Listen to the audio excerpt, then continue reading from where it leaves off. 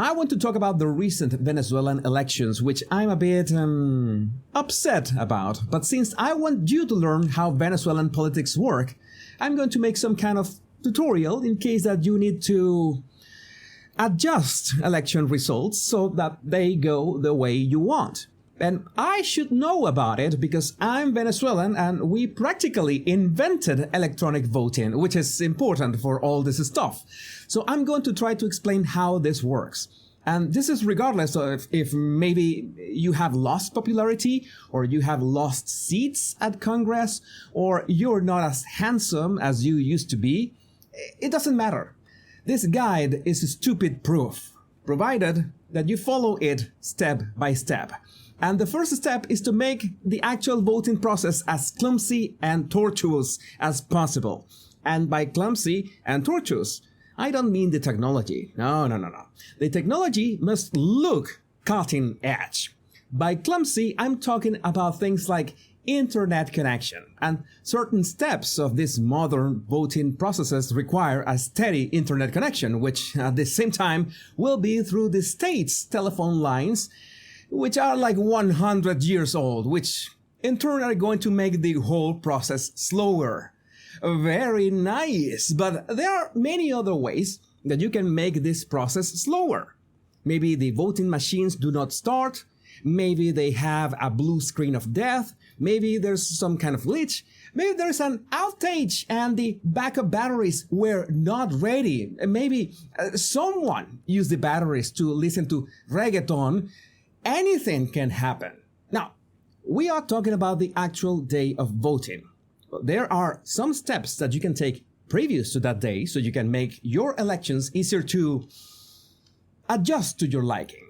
And one is make a mess of the electoral registry, especially for every person registered in voting centers who are usually full of opposing voters. You know that. You know which cities and which voting centers are traditionally more opposition than people that support you. If there are people that still support you, that is. So people register in those centers, I don't know, push a button and send them 400 miles away. Make the whole process a mess. Not everyone is going to be that paranoid checking their voting address every couple days. So some lucky ones are going to find out that their voting center was somehow relocated to a different time zone. Tough luck. And speaking of distance, think of the millions of your citizens that have fled the country, including yours truly. Make it hard, if not impossible, to vote from abroad.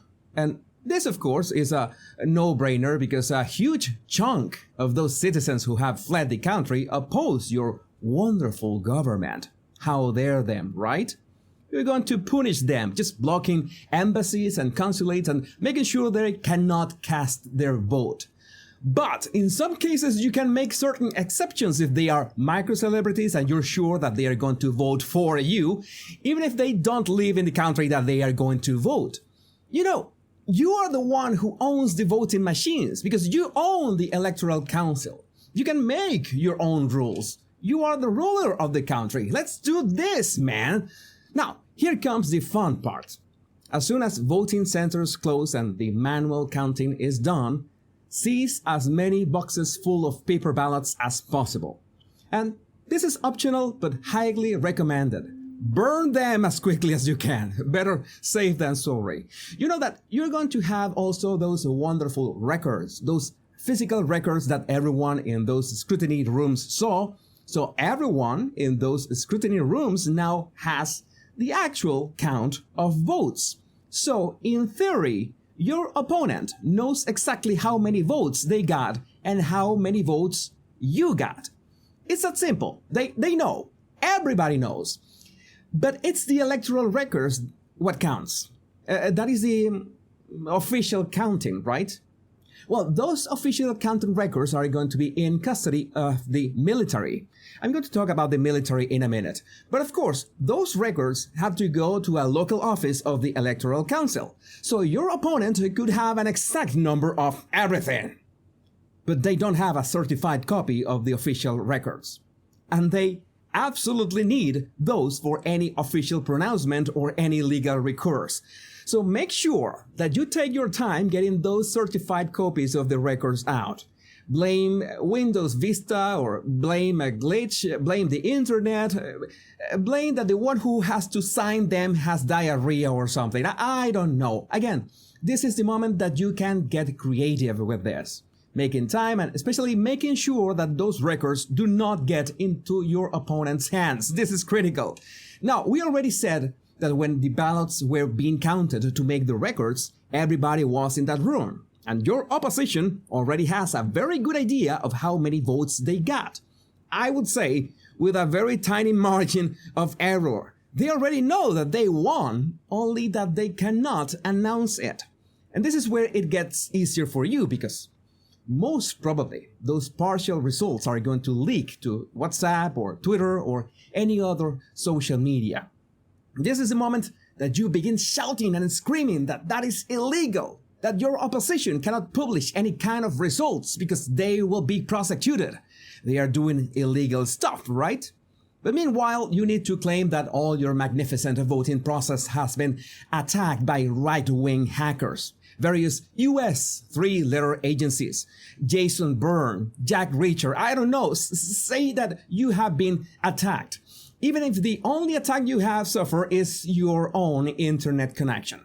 Now, this is the psychological part. Make everyone wait until late, very late at night. In fact, the more the discrepancy between their votes and yours, the more that you have to make them wait until late. And to stress people even more and keep them in the edge of their seats, upload photos of the office where votes are being counted so everyone can see that your party is being crushed and they are winning. Again, this is going to be important for psychological reasons afterwards. Then, like 1 or 2 hours before you announce the results, you make sure that your top-tier henchmen go on live TV smiling and bragging that the results will be out soon and everyone will have to respect them, accept them, and, well, essentially that you won. And you might be saying, well, but didn't we say that announcing results beforehand was illegal? Yes, but it's only illegal for your opposition. It's not going to be illegal for you because you own the justice system as well. You got this. But now here comes the moment of truth. The moment that you have been waiting for. You are announced as the supreme leader winner with a very tight margin, but with a margin nonetheless. You are the winner, and if anyone disagrees with this, then they are sore losers, anti-democratic, coup attempters, anything. Anyone denies your win is against democracy. Now, this is when you actually have to make more time. Keep delaying that access to electoral records as long as possible. Ideally, forever. In fact, the more that you delay that, the more time you have to cook the books. Easy, right? You can even take a nap and give them the electoral records the next day. I don't know, by noon. But pat yourself on the back. You managed it. You adjusted the results of your elections. Now, you know when you have those cooking recipes in which the first step is marinating the chicken for hours or even days, I don't know, in the fridge? There's something like that in this tutorial. You have to make sure that for the past 20 years or so, you have been pruning and corrupting the military at the same time, so they won't rise against you. Anyone who is not aligned with you or dissent are invited to resign or voluntarily discharge. You infiltrate the military with foreign intelligence agencies that are, of course, interested in you staying in power, so they can listen to any conspiracy forming against you and make sure that soldiers snitch on their own. Also, make sure that every single high-ranking officer is treated the same way. If they are with you, give them gifts, houses, travel, SUVs, whatever they need. And if they so much as look down upon you, then, well, show them the door. And this is important as well, because you are not actually going to use the military. No, don't be silly. You're going to have a second armed tier of motorcycle riding gangs with automatic weapons to patrol streets to instill fear and terror. So if anybody dares to protest, even peacefully and unarmed, because remember that you disarmed them more than a decade ago. If anyone protests your motorcycle riding gangs with automatic weapons, we'll do the bullet talking. And if there are any deaths, those could be easily attributed to common criminals. And that's it. All you have to do is to repeat this process every 4 or 5 or 6 years, whatever your constitution says. But we miss a few things. You remember that I told you to remember that Easter egg of the screens in the Electoral Council master room? Yeah, that's on purpose. That is to make your opponent's blood boil, hidden in plain sight. No, it is meant for people to be upset.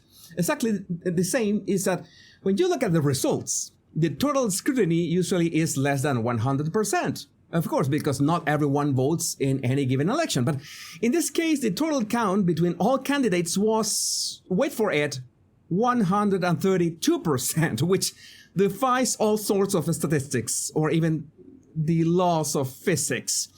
Again, this is by design. This is to rub in your opponent's faces that you can do literally whatever you want. And if they want to complain, well, you already have a committee to deal with them. Again, this is just a tutorial for entertainment purposes, and I don't claim that this is what happens in real life, but I would love to know what you think about this in the comments. My name is Jesus Enrique Rosas. I'm the Battle Language Guy. Much love and bliss.